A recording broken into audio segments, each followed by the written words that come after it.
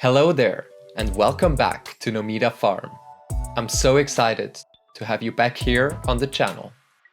Today, I want to show you everything that goes into preparing our plant beds. Today, I would like to focus on how we transform what you can see in front of me, basically just a grassy patch, into what you can see on the right side of me, which are the finished plant beds.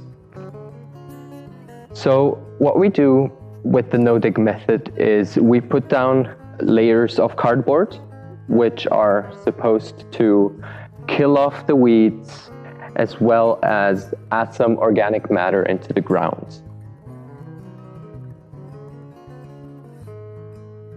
The first thing we do to prepare the plant beds is actually to get a stake and some rope, and this one's actually connected to another stake at the other end, and we are preparing 10-meter long plant beds here, and they are roughly 80 centimeters wide.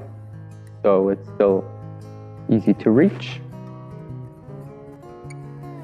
Before we actually put down any cardboard, we use a regular old pitchfork to loosen up the deeper layers of the soil a little bit. So we don't dig around or anything, we literally just stick the pitchfork into the ground, move it a little bit back and forth, just so that there's a bit of loosening of the compaction that we have here. A lot of people use broad forks for this job. They sell for around 100 to 150 euros, and I didn't want to spend that kind of money on something that my good old pitchfork does just or almost as well. After loosening up the ground, we put down the cardboard, and as I said before, then the other layers depending on the location. Now let me show you how this all is being done. So for the cardboard, it's important to remove all the plastic remains that are on them, so the packaging tape and all that kind of stuff. So we remove that, and after we put down the cardboard in rows, and then you'll see how it works. Actually, the earthworms really love cardboard. On the regular soil around here, I have hardly ever seen any earthworms so far, but in the plant beds, you would be amazed how many earthworms there are. And some of them are actually just lounging on the soil, and I don't know what they're waiting for, but apparently they really like this new area that we're creating here. The flies are also starting to wake up, so it really is spring now. No more need for a beanie. And then on top of the cardboard, we put wood chips for the pathways, and for the plant beds, we use the organic compost that we have here.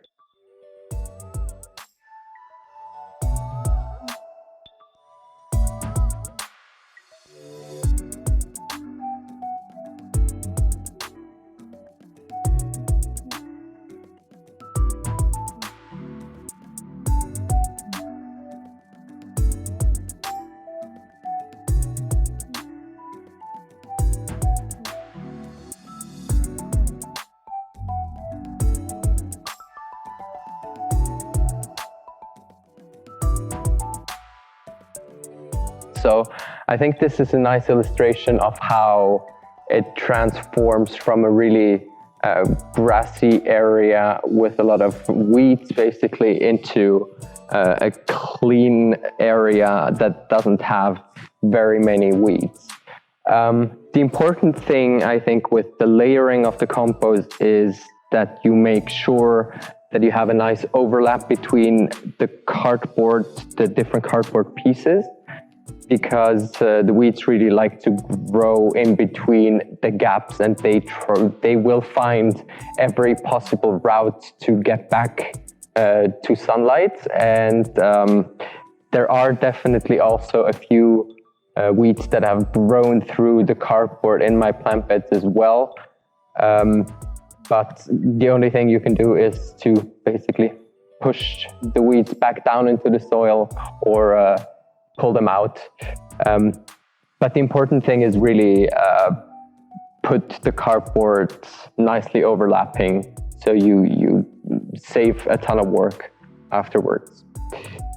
I think another important tip that I could give you is to not try and do the whole cardboard layering when there's a lot of wind, because you don't want to know how often I have been running after cardboard flying through the air and basically ripping up all the pathways again. It's a hassle. So don't do it when it's too windy, or immediately cover it with a material that's heavy enough to keep the cardboard in place.